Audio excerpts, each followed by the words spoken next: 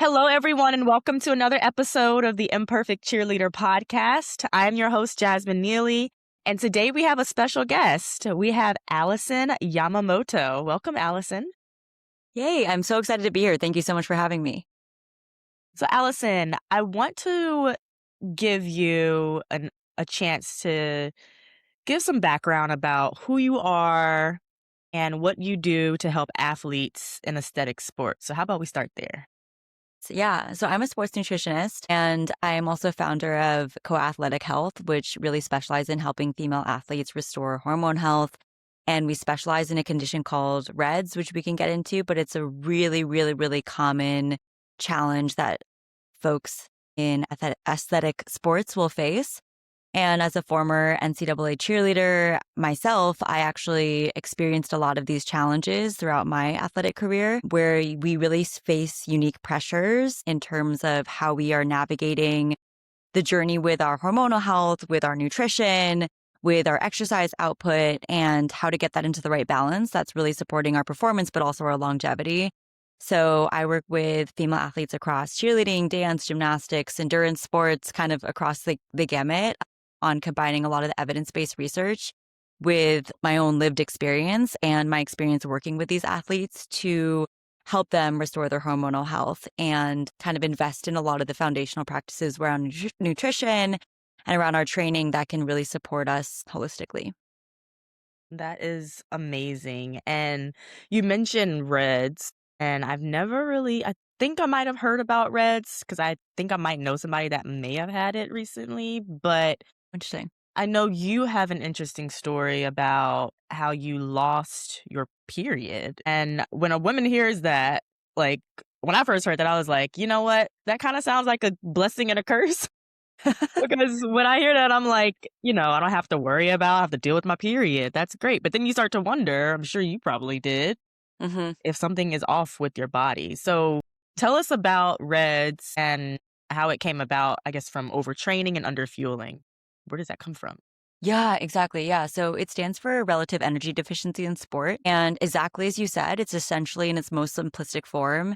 It means that your whole system is becoming downregulated as a response to overtraining and or underfueling. Usually there's some like combination because they're kind of feeding into each other.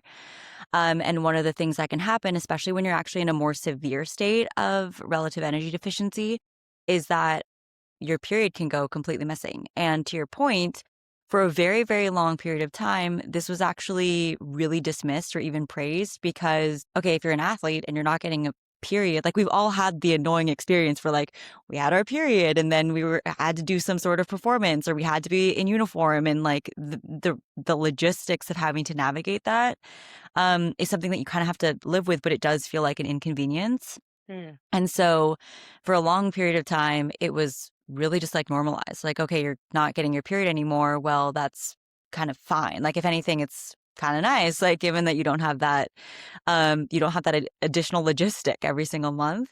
But to your point, it was actually a red flag that there were other mechanisms within my body that were being impacted by the fact that my period was missing. And that was like one symptom of a broader ecosystem of issues that were being caused by this condition, which is called REDS. And the reason that it's really common in aesthetic sports is due to the pressure that we experience to try to maintain certain body standards or to try to maintain a performance recommendation, or even like, some cheerleading, depending on the coach, depending on the culture, there could be very explicit standards in terms of what you have to meet from like a body composition or from a weight standpoint. And those types of pressures can impact how women are fueling. And when we are performing at such a high level athletically, it can cause our hormones to be disrupted. And when I talk about the other systematic impacts of this downregulation that our system's going through, it's actually impacting our body's ability to train and to adapt and to recover. And so our performance is actually being impacted. And I think one of the things that's really interesting is like our bone health gets kind of diminished and weakened. And this is something that isn't just something that would impact you in like 5 years or 10 years or 20 years. It's something that can impact your risk of injury in the sport you're doing at the moment. And I think that one thing that's super interesting about cheerleading is like it can be a super dangerous sport. And so I think that this is an issue that I am really, really, really passionate about, especially for this population, just because of how many injuries it could prevent, which, depending on how long your career is, if it takes you out and you're not in for a season or you're not in for several months, that can have a huge impact on your career. And I think that sometimes we don't tie together some of these factors like, oh, my hormonal health is actually signaling something to me about my performance or my training or about my injury risk or even about my mood and my energy levels and my emotional state and my cognition and like other things that, at least when I was going through it, I never tied these things together. But in hindsight, it was actually really clear how systemic this issue was.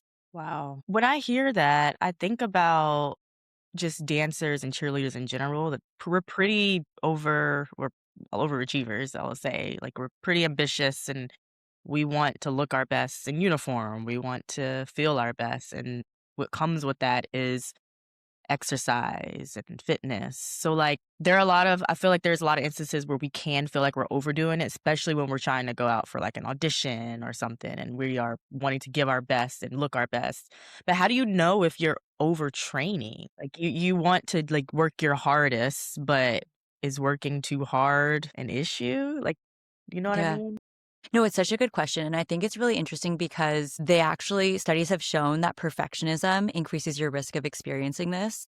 And to your point, a lot of times the women that are really successful in a sport like dance or a sport like cheerleading are going to be at heightened risk because they thrive. Like people who are really good tend to be perfectionists because of how, I think back to like the times that we were drilling routines and it's like the things that we would be thinking about or picking apart in a lot of other sports, like you would never consider these tiny little, you know, head placement, like where, like all these little detail oriented pieces. And I think that that can be what makes performance oriented athletes like really, really incredible. And of course, not all of them are perfectionists, but for the ones who are, that can also increase your risk of experiencing something like this, especially because to your point, when we're really hyper disciplined, it's easier to fall into these cycles where we're like, okay, I'm going to do whatever it takes.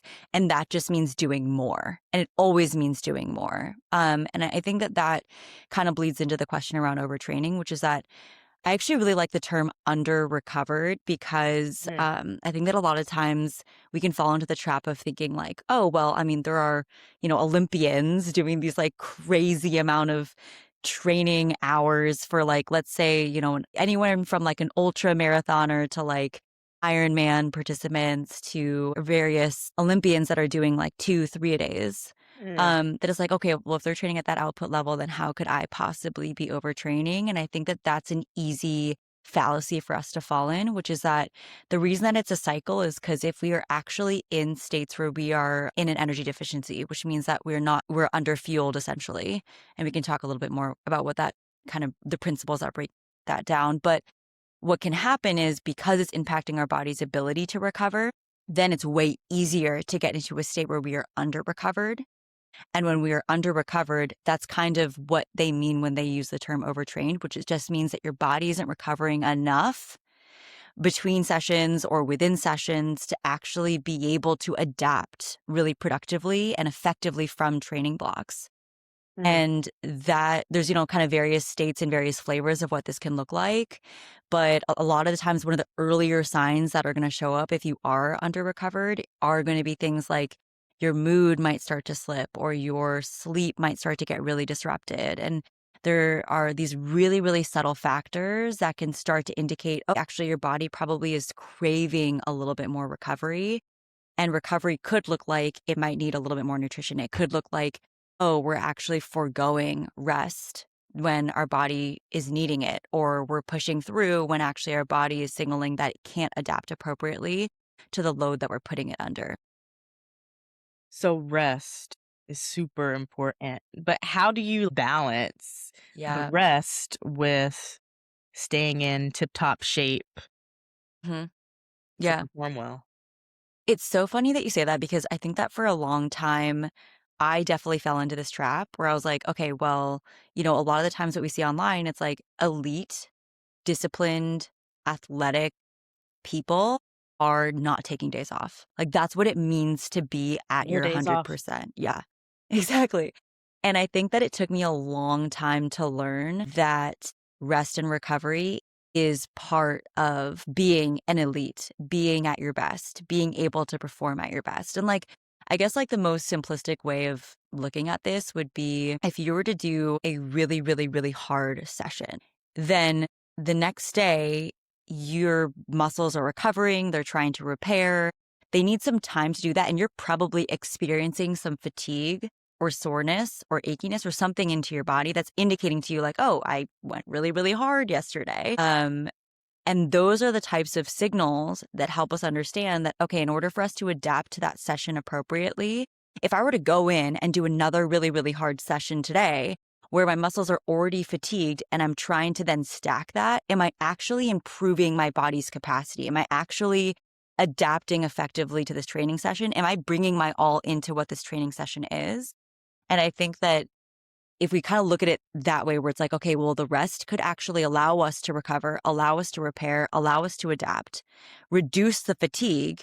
And then we can go into a session where now our capacity is increased Yeah. and the fatigue is reduced. So our overall performance is going to improve. It's like a very acute instance where we're using that rest, we're using that recovery really strategically.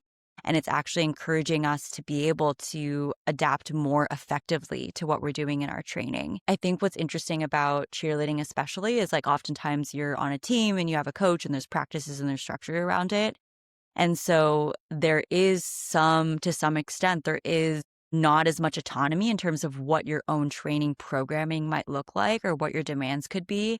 And I think that that can make it easy to not think about it, to just Yeah. not think about it or to feel like you don't have a choice.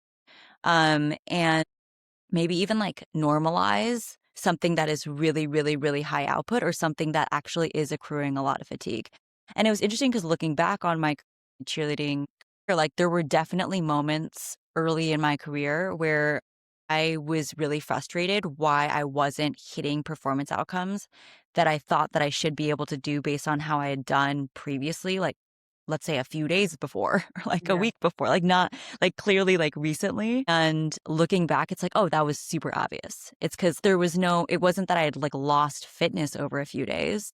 It was that I had accumulated fatigue and I hadn't allowed for a proper recovery. And so my body wasn't ever set up to perform optimally. And I wouldn't match those patterns in my brain. But I was pushing through and I was like, okay, well, we need to get to this outcome, get to this performance. I'm just going to drill because that's what it means to be better and to get to what it takes. And so, if anything, I was trying to like quote unquote fix these performance plateaus with training more, which is like Yeah. the cycle that we can fall into. Like, oh, discipline means more training. So I'm going to train more when I'm not getting the outcome that I want. And in reality, it was actually making it harder for me to get the outcome that I was after. So it can Yeah. feel really counterintuitive, but um, it's definitely something that, you can experience very viscerally in cheerleading when it's like, did I literally achieve, like, did I hit this thing? Was I able to accomplish this, whatever it was, like this stunt or like this specific, pass or whatever it is that you're doing? And there were times where I would drill it in and not understand why I couldn't hit it if I felt like I was capable. And then to Yeah. realize like, oh, yeah, it's actually in hindsight, that, that, that makes a lot of sense. Yeah, I also think about like how that can connect to your mental because if you're drilling, you might psych yourself out and not let your body take over, like your muscle memory take over. And I think about like in a dance routine or a cheerleading routine, 9 times out of 10, you know what the routine is, but you get so like the nerves come up and then you start second guessing yourself like, do I know this routine? And then you get out there, even though like maybe you've done the routine 100 times, you Mhm. like are overthinking things. So I have to guess that anxiety plays some type of role in this condition and just overthinking in your mental capacity as well as the physical too. Yeah, it's such a good point because one of the things that can happen when you are in an energy deficiency is that essentially it impacts your mood and your emotional regulation and your cognition, which can cause things like brain fog or irritability, but it can also actually impact, to your point, like anxiety and stress. So, Mm, one of the things that's kind of tricky about it is that your brain starts to trick you into feeling like you might want more control, especially for somebody who's already hyper disciplined or for yeah. somebody who's already a perfectionist. Then it's easy for us to fall into the pattern of like, oh, an example could be with nutrition. Like maybe I'm very rigid with how I'm approaching this diet that have come to believe is what is going to be the most supportive for my athleticism or for the, body comp criteria that I have for myself or whatever it is. And then because we're getting into a state where our body now feels like it's in a heightened kind of high stress, almost like it's essentially your body's in survival mode.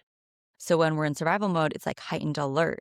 And when we're in that heightened alert, heightened anxiety state, and I will be the first to say that like I'm definitely somebody that tends to be more like high stress, like really high expectations. Mhm. And so to exacerbate that in any way is something that is not going to be very helpful for me. Like I think that Yeah. it's going to really really spiral. And I think that that is where we can get really tripped up, which is like to your point, then you have this mental state where there's somebody who already probably biases towards like, okay, if I want this certain outcome, what can I control? What more can I do? And I Mm, think that we can often then have a bias towards like doing more, controlling more. And I think that that can also feed into this overall ecosystem cycle of like, we're actually just getting into a more extreme state of these, like either we're not recovered sufficiently or we're not fueling sufficiently because we're really, really doubling in on the behaviors that we think are giving us that sense of control, essentially. mhm. Yeah, it's so fascinating, and I feel like nobody is really talking about this. Like, it's such a interesting phenomenon to me, at least. So, I also wanna go back to something that you said earlier about, like, the rest and recovery part of it, and something that I recognize that I do or did was when I was starting to weight lift, I started getting really into it, and, like, if I missed, like, leg day 1 week, I would be like, "Oh my gosh, I gotta make up leg day." But, like, since I've been an NBA dancer, I'm a current NBA dancer, and my schedule is busy. Like, we have a lot of games, we have practices, so I Yeah. can't work out like I used to Yeah. when I took a break from dance. Really, really didn't take a break from dance, but, like, pro dance every week and dancing and performing. I found myself like, I went to the gym this week, and I did leg day, and I feel like I started even heavier than I normally would, and Hmm.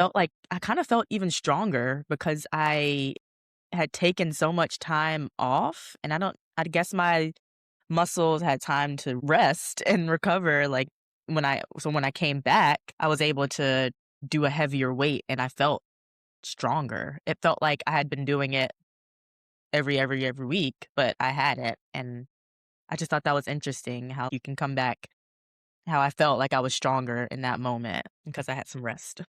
Yeah. I think that's a really perfect example where a lot of times our fitness is a lot more resilient than we give it credit for.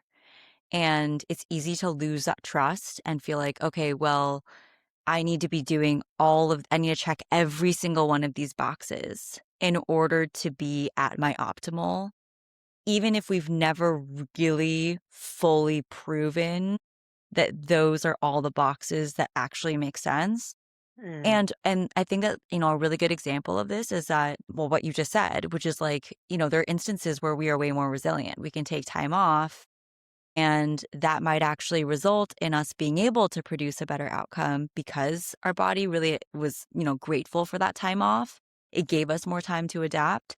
And yeah. it's also about that trust that we can then build, which is that like, hey, something came up or I was feeling a certain way and I had permission to not do that thing that I thought that I was going to do. And I can trust that my body isn't going to just throw its hands up and get rid of all of the fitness that I have drilled. I mean, you've been doing this for years, right? Like it's drilled into your person. Like a few days off is not going to be something that's going to make or break what your overall performance is going to look like.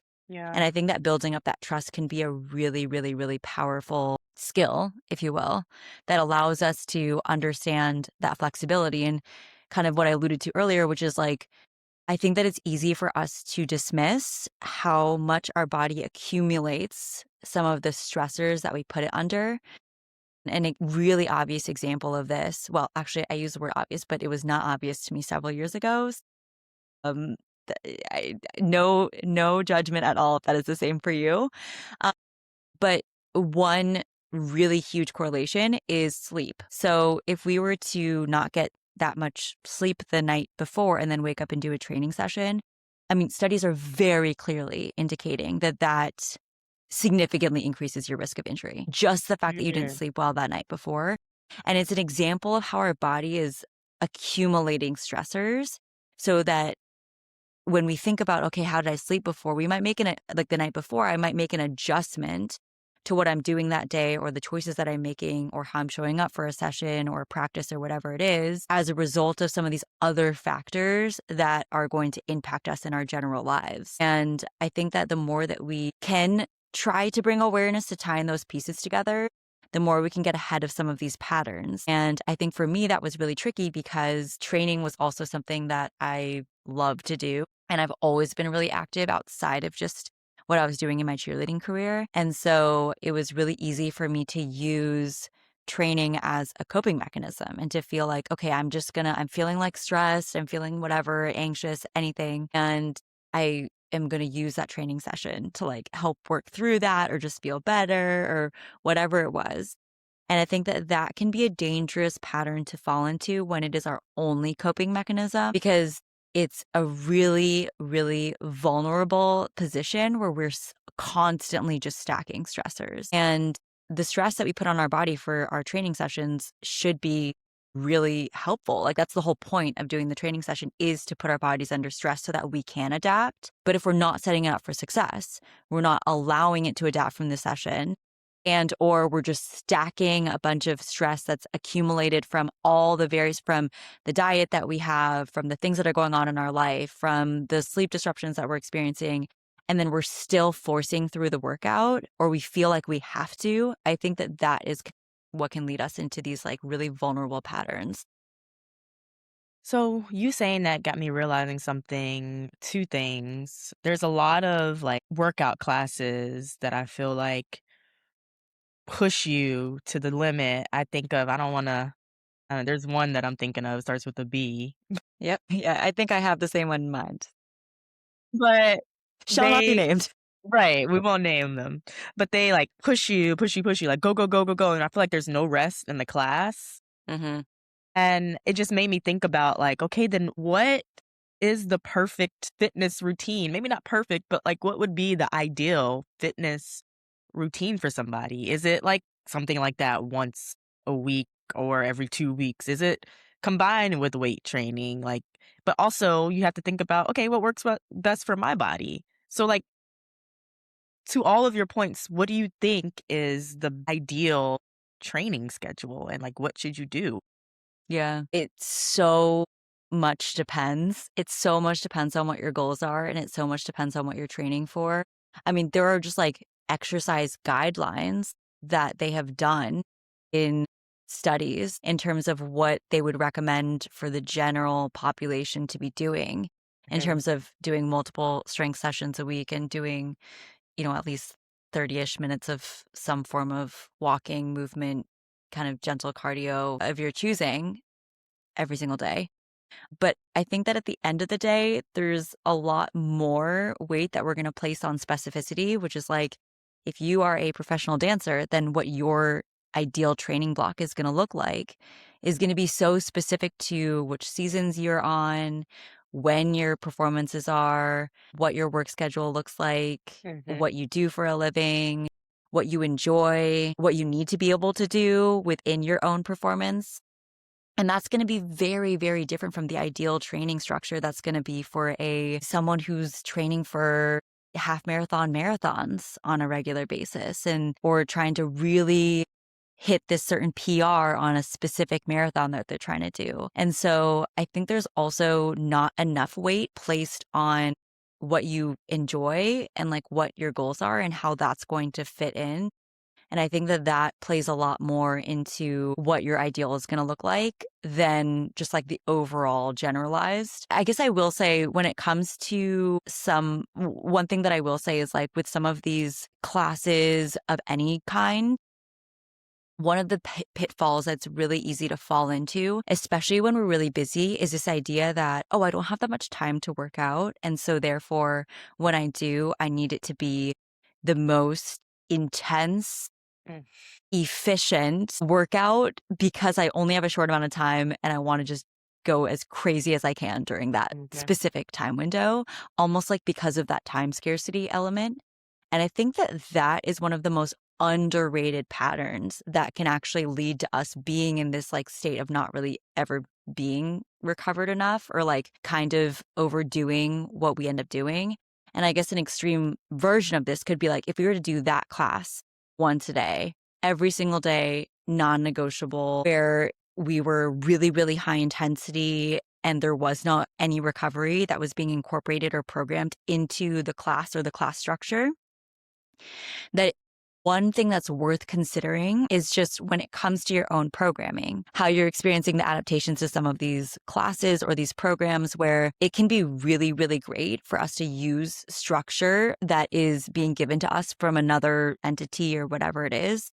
But I think that ideally we're incorporating into that some level of variety or some level of rest or just thinking about how we are managing all those different factors. And sometimes that's not going to be inherent when, for example, if there's like a specific class that you're taking where they don't assume that everyone is going to come there once or twice a day, every single day, or stacked back to back to back to back. And so thinking about the overall programming of like, well, what does my general week look like? How does this fit into what a month looks like? How do I notice that my body feels after I do the same thing 2 days in a row, 3 days in a row, 4 days in a row? And that can be something that's really helpful. Yeah. Kinda it makes me think about maybe that's why Pilates is so popular these days is because it's especially for dancers. I know a lot of my dance friends do Pilates or they teach it or they're getting certified and they wanna teach it, but it feels like I mean, it is low impact, but I was surprised in one Pilates class that I sweat as much as I did because I love to sweat, and I do, like, I used to really love those really intense hit classes because I was like, I go in there, you know, giving it my all. I'm not stopping. I come out, I'm dripping in sweat. I feel like I did something. But maybe that was great in my 20s, but like, not sustainable once I'm getting older. So, yeah, so I think low impact workouts, I mean, you can probably confirm or deny, but I think that's maybe why Pilates is so popular these days. I think it's also interesting what you said about what counts as a workout, because I think that that mentality is going to matter a lot in terms of what we choose to do. I can say that in my own experience, similar to you, maybe it wasn't as much like the sweat, but I loved the challenge. I loved the challenge. I loved the feeling challenged. I loved the idea that I was like exploring my limits. Like that was a really addictive experience for me in my training that I felt like I wasn't getting from every single aspect of my life, like rightfully so. And I think that that also made the criteria for what seemed like an effective workout would bias me towards ultimately measuring my level of fatigue, which was like, did I feel like I hit this level of fatigue that was really challenging for me? And it was when I started to be really strategic of like, this is the workout where I am going to really lean into what is really challenging because I feel fresh and because that's the purpose that I want to be focused on here and I have some time to recover. And then there were other workouts where I was like, okay, well, this is going to be not going to be the workout where I'm going to try to maximize the challenge that I experience, the amount of fatigue that I'm accumulating, because that might actually be the wrong signal to measure if I'm trying to do that every single day. And so I think and maybe like another interesting component to it. That didn't directly answer your question about Pilates. I think that Yeah. Pilates is I love that you mentioned that a lot of your dancer friends are doing that. I've noticed that pattern as well because there's tends to be kind of this like choreo based Mm. aspect of it. So people with like a dance history like myself, like, I think that's really cool to have in workout modalities because I am drawn to that kind of structure and drawn to that kind of precision, which I think is really important in Pilates is like the precision aspect. So maybe there is something about your communities that are also attracted to that. But of course, like Pilates is huge in terms of having a moment right now. So Yeah. it's great that women are being active in that way. And I think that it also draws attention, I think, to me, at least to the fact that one thing that I struggled with when I was in cheer is that I, come from a family where my family is Mm. extremely athletic. They're like runners, surfers, lacrosse, swimmers, like doing all of like very intense conventional sports. And for a long time for me, I was into dance and I was into cheerleading. And I didn't identify as an athlete in the same way that I would think of as like a soccer player or as somebody in like a more conventional sports realm. And I think that that also impacts how we decide that we need to think about things like sports nutrition or things like how we're treating our bodies, how we're building training and training blocks. And whether you're a dancer or a cheerleader or you're doing Pilates on the regular, whatever it is, I think that one of the things that and especially I see this in women, but across the board, is that folks, we are athletes and we need to be treating our bodies like we're athletes. And I think that even, regardless of what it is that you're doing, if you're moving your body with intention, we can really broaden the definition of what constitutes an athlete and therefore what decisions we make around what we need in order to support our lifestyle and what we need to do in order to support the activity that we're doing. Yeah. Wow, such great points. So, if you were going through an audition or you had a game day, how would you fuel your body the night before, the day of, and maybe even after? Like what would you do? Yeah, I think that one of the most important things to keep in mind is I'll answer that question directly. But also, I think that one of the most important things to keep in mind is that, like, what we do every single day is going to impact what happens also in that like 4 hour window. So if our body's coming out from like, well, our day to day routine is like chaotic, or our day to day routine is like sometimes we're getting enough, sometimes we're not getting enough. And then we're like feeling really out of control, snacking at the end of the day. So then, like, what we do in that 24-hour period is going to be impacted by the accumulation of what we're doing in terms of all of those micro decisions leading up to it. But I Mm, think that some of the most underrated principles that we can keep in mind when it comes to game day, which tends to be, depending on the sport, but it tends to be a longer period of time where we are either on for the entire time or we're at least visible, like having to be somewhat performative, or we're going into blocks of performance or we're going on and then maybe we're coming off court, like for basketball, for example, that we should be fueling that session like it is an athletic event. So we would be fueling beforehand. We would be thinking about our nutrition during that game. And I think that this is where culture can come into it a lot, because if the team isn't having anything, then I think it can feel like a lot of pressure, just feel off to be doing something different than what everyone else is doing. But ideally, we would be having something regularly throughout that game, depending on what we're doing during that period of time. Will depend on like how much and when, but we'd be thinking about that strategy, and then we'd be having something after too. mm, And especially for these longer periods, like I know for me, for football season, we would be out and like would not have access to like go and have a meaningful snack for like long periods of time, and be either standing or moving or like doing some sort of choreo for that, essentially that entire like quarter, whatever it was. And so then starting to think through like, what are we putting in our bottles for hydration?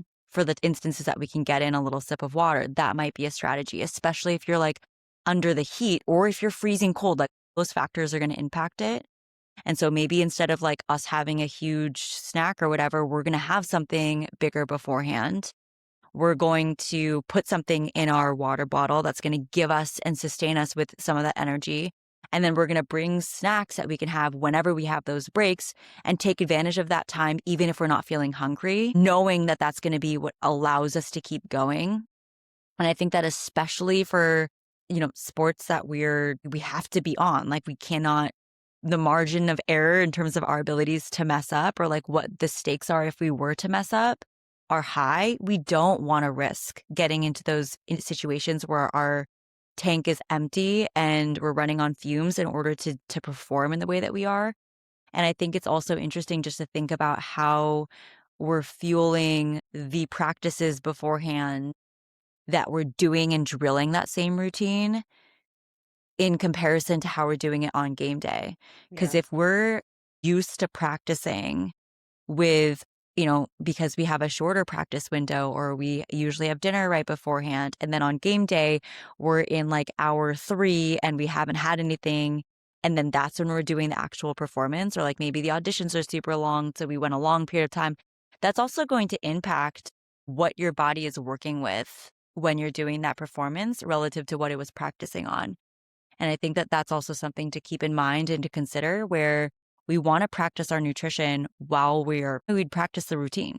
We'd Mm. want to practice it so that when we're actually under the lights or in the performance like setting or at an audition, we understand those principles that are going to allow us to be at our top performance. And I think that the more that we think about that being a strategy that fuels that top performance versus being like this optional thing that's just sort of tangential to what we're doing, that is evidence based. Like the fact that if you are fueling appropriately, more and more studies are demonstrating how that is predictive, meaning your ability to be either in an energy deficiency versus in a more optimal energy availability state is predictive of your performance. And so Mm. I think that the more that we think about these fueling tactics as part of our ability to perform at our top, the more that we might prioritize them effectively. And also the more that we might pay attention to some of these earlier warning signs, and the more that you might prioritize some of these principles that might feel kind of counterintuitive,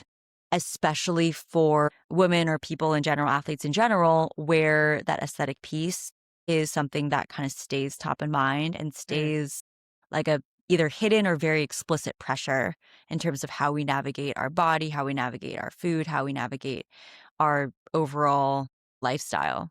Yeah. Especially in aesthetic-based sports. Early on, when I became a pro dancer, when I was an NFL cheerleader, during my training for the audition and even during the season, I would stay away from bread. And I thought bread would make me bloated or it would not be the best for my body.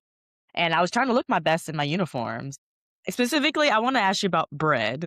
What's the deal with bread? Because I feel like it's not only me. It's like my friends, they would not eat bread because Yeah. they think it would make them, I use the F Yes. word, fat. So, like, what's the deal with bread? I know we probably shouldn't remove it completely, but what are your thoughts on that? Are there any other foods that we should remove completely? It's so funny because you laugh, but like it's so real. It's like bread gets It such sounds a bad ridiculous. rep. I feel like whoever is the PR for protein right now is just like they're killing it. They're hitting it out of the park. And the PR reps for bread are not they're not hitting the mark. And I will say that from my own experience, I was similar to you. I was like, should I be having bread like every day? Is that too much? Should I have it more than once a Right. day? That seems like it's definitely too much. Bagel seems like it's like 8 slices of bread. I don't even know how that came into being a thing. So I think that one of the things to keep in mind, so bread is essentially a carb, right? And carbs, I think broader lens can get a really, really bad rap because of, to your point, how in a lot of the kind of the diet culture, nutrition pseudoscience can sometimes be like, okay, well, eating carbohydrates leads to weight gain and you can't be lean if you're eating a lot of carbs. And I think that what that can lead to is athletes under eating carbs, which then is going to negatively impact your performance. I think that this was a huge shift that I learned really late because I became an endurance athlete and got really into running and still was like demonizing carbs, which is like really, really bizarre. But truthfully, carbs are going to be necessary for strength-based activities. There's definitely a cardiovascular element to dance, as you know. And I think that the more that we're demonizing carbs, the more that we're actually inhibiting our bodies from getting a really flexible and readily availability energy source that it relies on. And for women especially, women are sensitive to low carbohydrate states in our body. So essentially, if we're just under eating carbohydrates, but we're eating enough of all the other things, like we're eating enough calories in the day, we're eating enough protein, whatever it is. If we're under eating carbs, our body can interpret that as being an energy deficiency state, Mm. even though we might be eating enough calories when if you were to count everything up by the end of the day.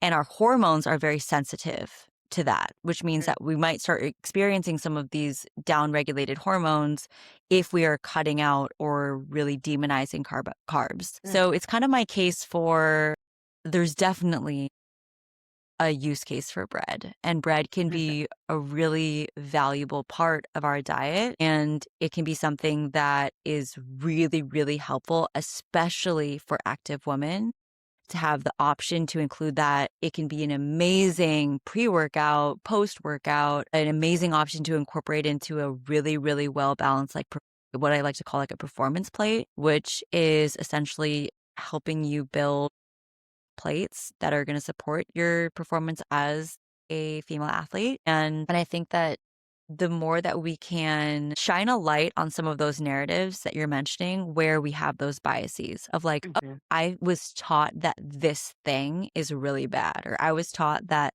I shouldn't do this thing, or I should stay away from this thing, or I should restrict this thing. And that being able to just identify some of those patterns of those biases can be really, really, really powerful and helpful in the process.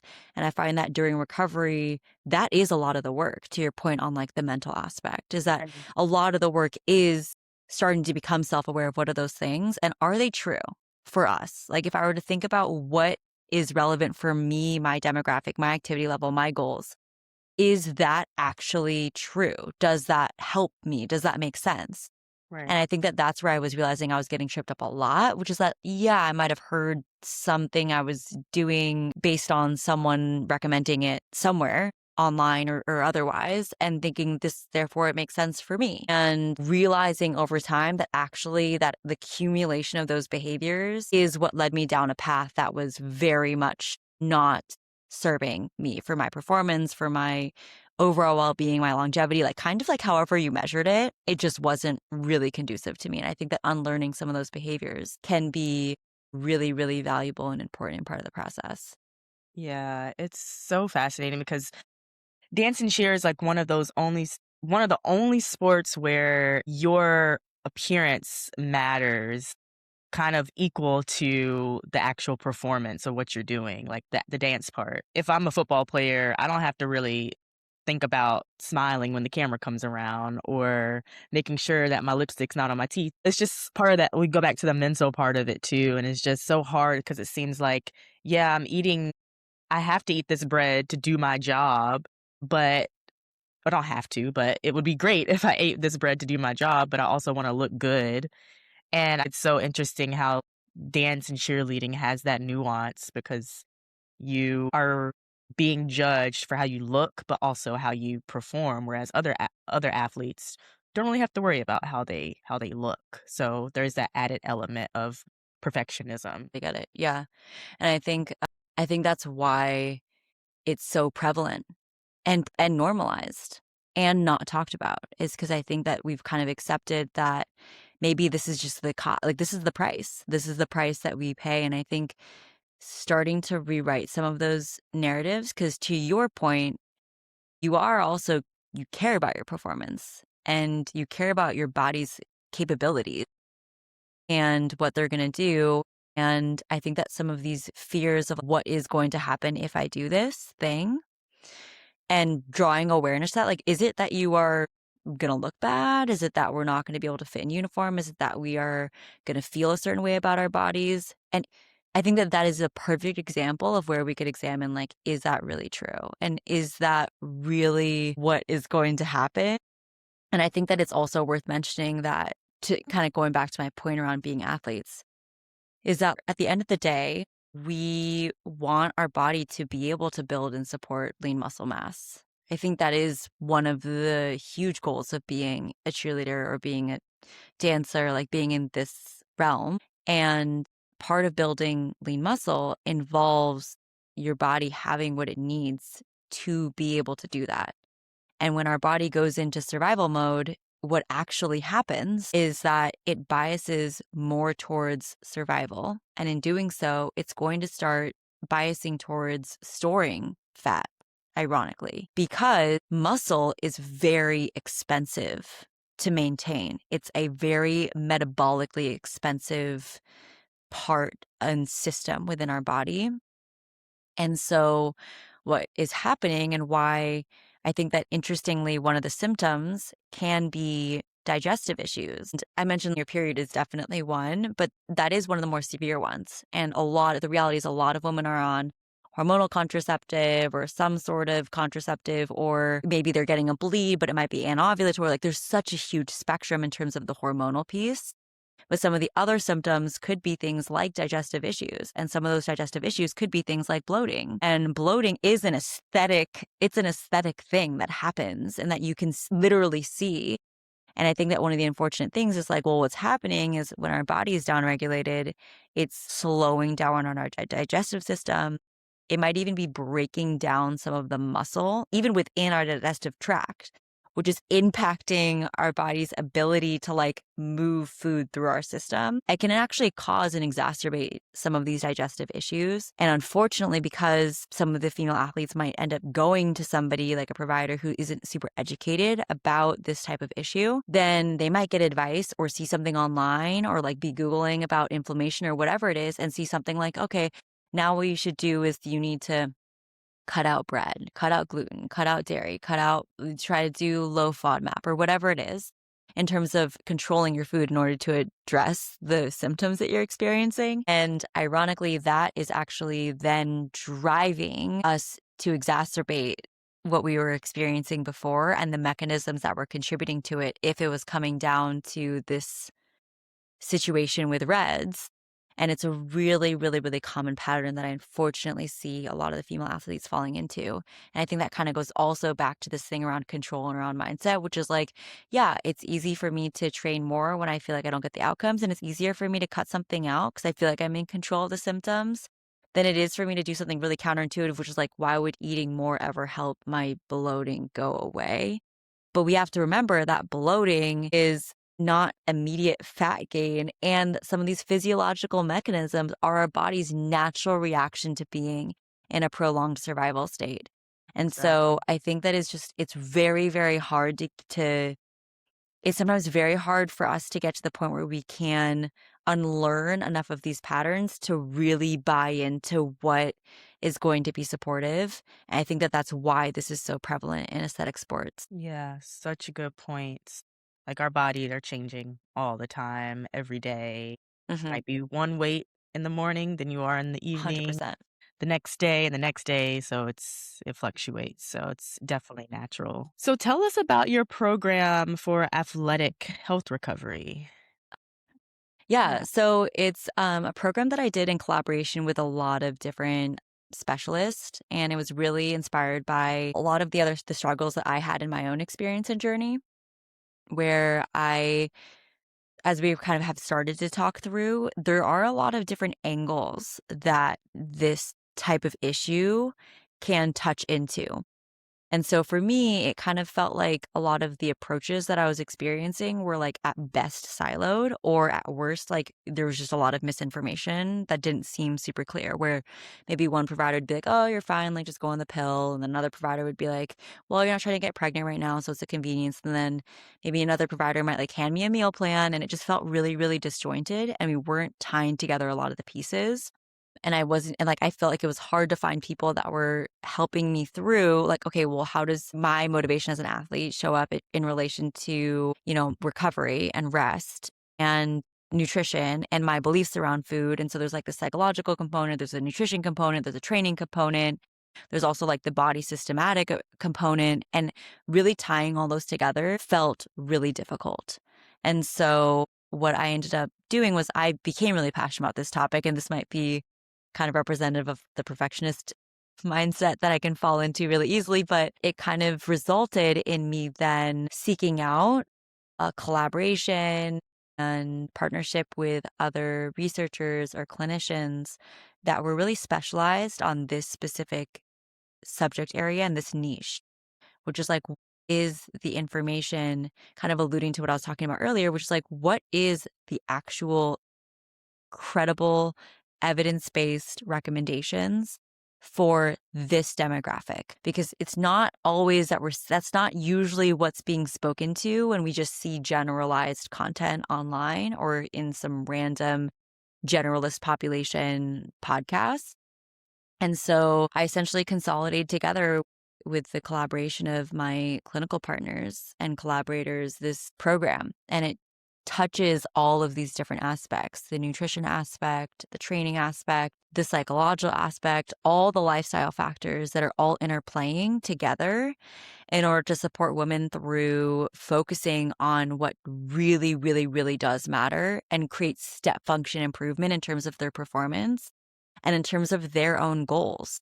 And for many, that might look like we are focusing on period recovery, but it also could look like we're focusing on creating, to your point, like that ideal, optimal scheduling around your auditions that are coming up, around not having to question what that game day formula looks like for you and what you need on the other days based on your own schedule that fits in these principles that invest in your hormone health, they invest in your metabolic health, and they invest in your fitness as a female athlete. And it takes us through that, and it essentially takes all of this, studies, research, what the experts are saying, it consolidates it, and it gives it the opportunity to individualize this and bring this to the woman that would really benefit. Wow, that's amazing. I feel like I've never really heard anything like that. So that's awesome. I do want to ask you, based off of your cheer experience, you cheered in high school and then you went to college and cheered in college. Where'd you cheer in college at again? I cheered at Cal or Cal. Berkeley. Yeah. So what was the biggest change going from high school to college? And did you notice any changes, like major changes? I think that's when you were in college is when you found out the Reds. Yeah. Yeah. Yeah. Oh my gosh. So I think that one of the biggest changes was um the culture. The culture was one of the biggest changes, interestingly. And I don't think that I fully acknowledged it when I was going through it, but it's going to be kind of inevitable, right? The coach is different, the program is different, the expectations are different, and the team is different. And so I was really, really grateful where my high school program, I had actually chosen the high school program over doing something else I could have done. I was highly considering doing cross country and track, but I really had to make a decision because that's football season, that's basketball season. Like it's such a huge commitment to do cheerleading. It's typically like you're committed to it in some capacity year round. And so I chose cheerleading in high school because the program and the coach were known for being like one of the most transformative, really, really highly recommended experiences and programs within the school that I was at, which was like a kind of like athletically oriented, conventional football type of school. Maybe not like the South. I was in California, but at least what I would imagine it to be. I'm sure some people's experiences are likely incredibly more intense. And then when I went to college, I loved the performance aspect. So then I tried out and ended up doing cheerleading in college. I think that the shift in focus was so subtle, but really, really, really impactful. And I think that this also highlights like how small little changes can have really, really, really big impacts that we might not realize. So a really small example of this was like the uniform. The uniform was different. And it just so happened that the uniform in college just was a little bit less forgiving, not even that much more like unforgiving, but like it was just a little bit less forgiving than my high school uniform. And that in combination with the fact that we were doing a lot of more advanced stunts, which would allowed us to do multi-layer pyramids and stuff in college, which you literally can't really like legally do in high school. at least at the time that I was there. And that also changes in terms of your weight, in terms of whether or not you're going to be like what layer you're going to be on, in terms of if you're small enough to do that. I know in one of your other podcasts, you guys were talking about like, yeah, just the pressure of like being a flyer or not being a flyer. And like, it's just a whole different thing to be like thinking about. It was definitely something that was a change and a shift in college. And then you really did feel like an ambassador to the school when you were in college. So we would go to a lot of events where we weren't even performing. We were just there purely to do hair and makeup, put on the uniform and show up, and then maybe smile, look at the camera, maybe interface with some alumni.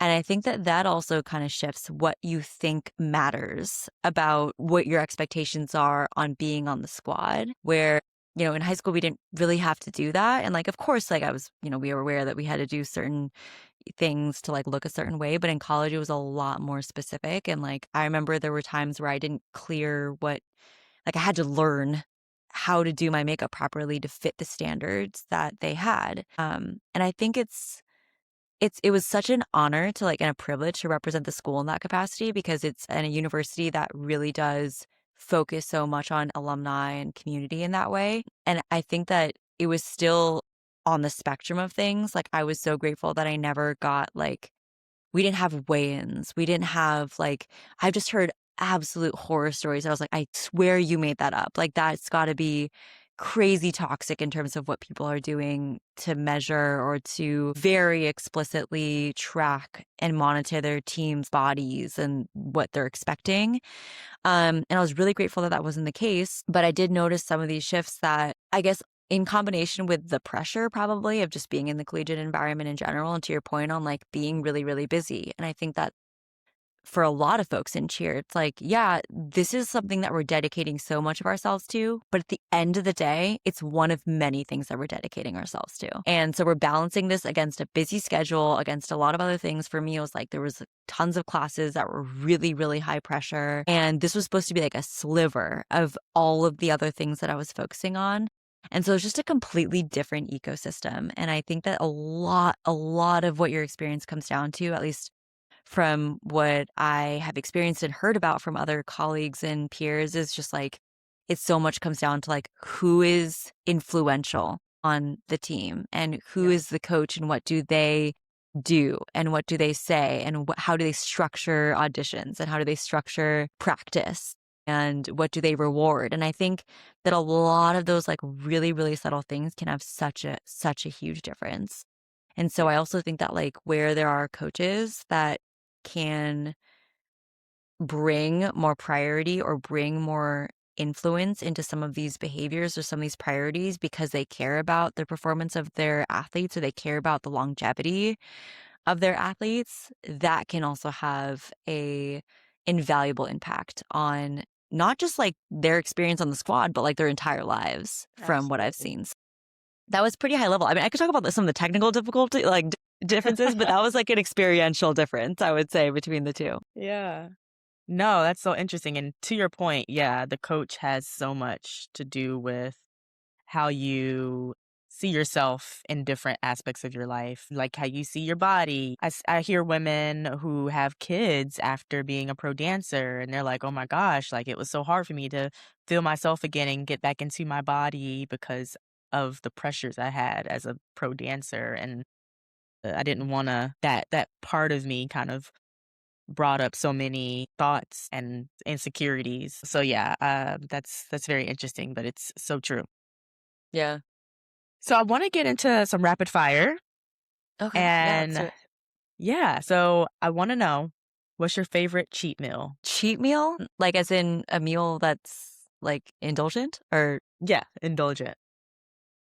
I mean, okay. So I don't really have cheat meals because I just kind of like, not because I don't ever cheat, but just because I don't really like diet, I guess. I don't really have rules. So my favorite meal probably generally would be sushi. Ooh, I love sushi. And like, so it doesn't even good. have to be like a nice omakase. Like, I probably shouldn't be disclosing this, but it doesn't even have to be a nice omakase. Like, as long as the fish is good, I am like decently good, I will eat a very wide variety of sushi. But yeah, it's kind of amazing because when I recently went to Japan, it's just like heaven there because pretty much wherever you go, there's just such good fish and got such good quality sushi that's very normalized. Like you can literally just get it like in the grocery store. Yeah, But I've heard yeah, that. I gotta say, I've never been to Japan, but I need to go one day. And yeah. I feel like that's not really a cheat meal though, because it's so light, but it's filling, but it can be healthy, I guess. Well, yeah, I think it's more like from a I love philosophy sushi though. standpoint. It's interesting what like one of the mechanisms that can happen, which is I mean, this is more of a philosophical thing again, but like it's interesting because the whole idea of like a cheat meal would or like cheating is Mm, kind of like breaking out of like what you think is like acceptable. right, And when I was in that mindset where it was like there were very clear rules, like to your point, it was like I can't do the bread. Like I can only do the bread like at most once a day or whatever that was in like my brain. Then it did feel like there were certain meals that I would like crave, fixate on, like need, and it would feel so indulgent when I would have them right. because I wasn't allowing myself to have them on a regular basis. And then I probably would have said something crazy, what felt crazy, like restricted or create forbidden, because Yeah, at the time that's what it was for me. I think that's part of the work that I've put into myself, but also kind of underlines a lot of the principles of the program, which is like once you start to normalize a lot of those things, it kind of takes away the novelty. And so then what you truly, really, really enjoy can come to the surface. And I live in New York. We love bagels here. We love pizza. We love all the random things. And that's great. But to me, it's not like a cheat meal. It's like if somebody wants to go do that, we can go do that. And I also like doesn't have to carry so much weight that it feels like I'm placing some sort of novelty on that. Does that make sense? absolutely. Yeah. And I love what you said about you don't diet and you just eat what you want to eat. I mean, everything in moderation, of course, but I think it's great that you don't put so much emphasis on like, I'm doing this, but I shouldn't, you know? So, Ironically, I think that it actually ends up be eating healthier in a way when we do that. mhm. Because I think that we get into this fear of like, oh, well, if I just start letting myself go, then I'm never going to want to eat whatever, a salad or a vegetable again.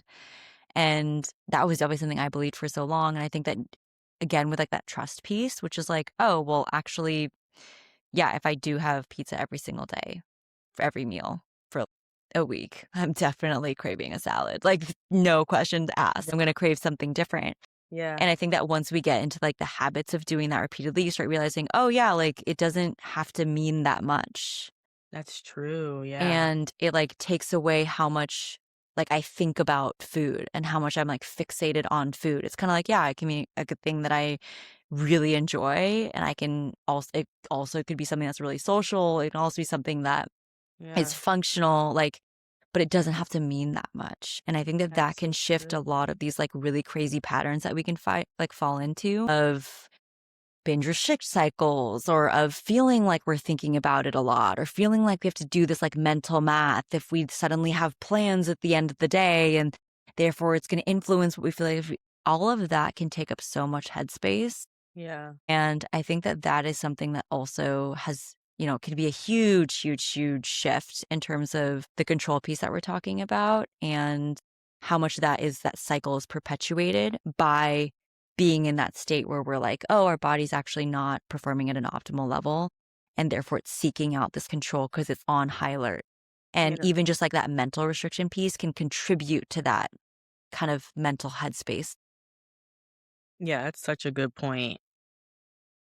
So, okay, what's the longest distance that you've ever ran? I know you're a marathon runner. Yes, Mhm. I Is it a have, marathon you've done longer? for me, it's 27.2 because I ran a marathon and then I was really late for the marathon, so I had to run to the start line, Mm. and they wouldn't let me get any closer than a mile from the start line. I was like, "Guys, I'm about to run a marathon.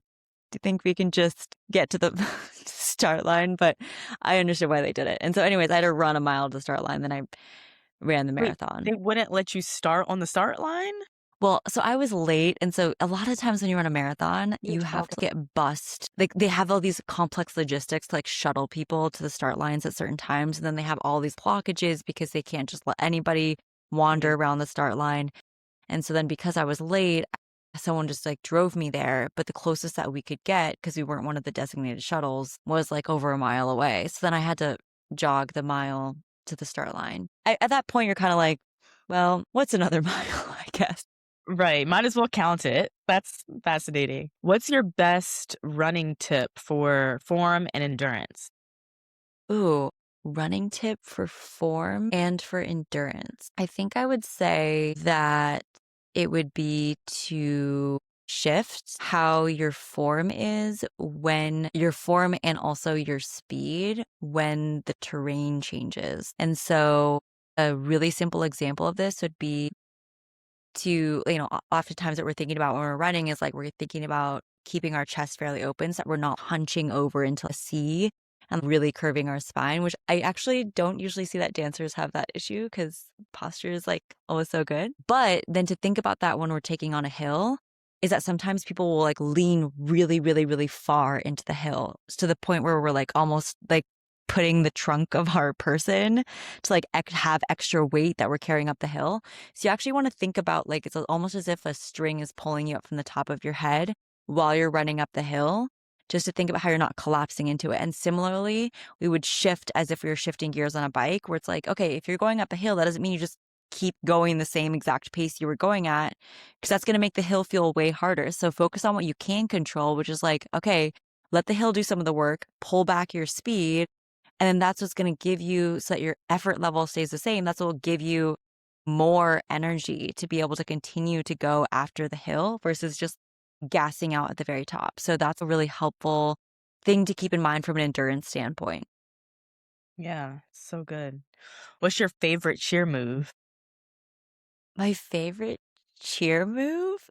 I've never thought, I guess I'm not gonna say move, but I would say like there's all these different like there's like the cheer and then there's like the stunts and then there's the tumbling, jumps, etc. And for me, it was always the choreo, but like the dance component. So not like when we were yelling, but like when the music is playing and we got to do more aligned, like closer to what y'all do at, Mhm. NBA. Yeah. That was definitely my favorite, and coming from a dance background, I loved that part of cheering, which is doing the routine and getting to dance and do those types of choreo, like doing choreo in general was for sure my favorite. Yeah, you get to break it down, have a dance break. Yeah, exactly. Yeah. What do you think is the best cardio for dancers?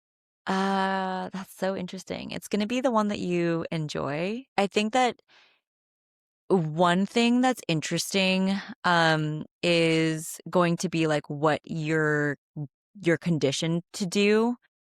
So, when we think about cardio or we think about doing like high intensity training, and this kind of goes back to your thing around classes, sometimes I think that we limit it to thinking about like, oh, we just need to be like sprinting or like we need to do something specific. But actually, there's so many different ways that you can get your heart rate really, really elevated that isn't just on like sprinting outside. And in fact, sprinting outside requires a lot of, to your point, like form and thought, and like your body needs to be conditioned to be able to do that. And there's a lot of kind of things to consider when you're doing like high intensity sprinting.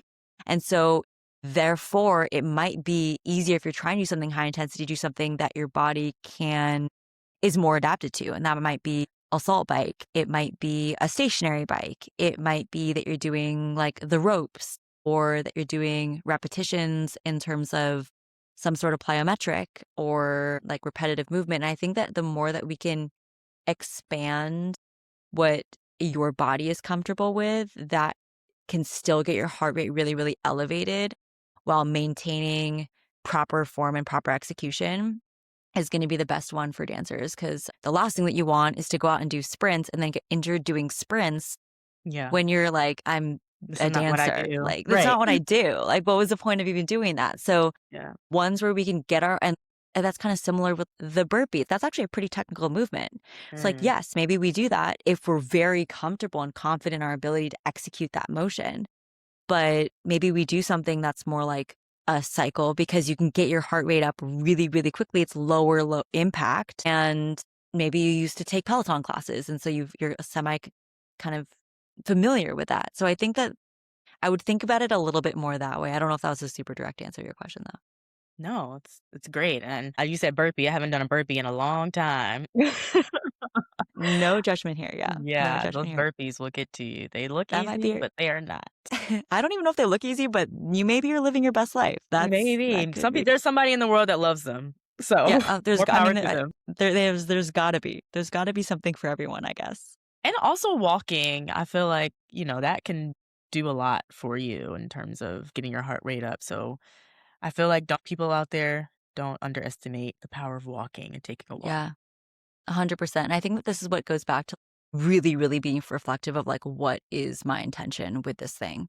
Is it to build my VO2 max? Like, am I trying to become a lot more cardiovascularly fit from this session? Or is that I'm trying to build a base? Like, I want to be able to do, something conversational. Am I just doing this because I enjoy it, or am I doing it because I'm trying to get something mobile in during the day? And so I love that point, which is that like walking can be equally as valuable as like doing assault bike, just depending on like what your goals are, how it fits in your training program. And both of them, quote unquote, count. Your body will count them as activity, as exercise. Absolutely. What is one thing that someone can do today to put themselves in a better position for refueling and recovery? I think that it would be to think about eating regularly throughout the day. So don't just think about, I think that it's really easy for us to just kind of get into these like numbers based things of like grows and calorie numbers and calories in, calories out. And I think one of the principles that is really, really underrated, especially for a woman, is regularity, which is just like the timing of what you're having matters. And especially as an athlete, it matters a lot.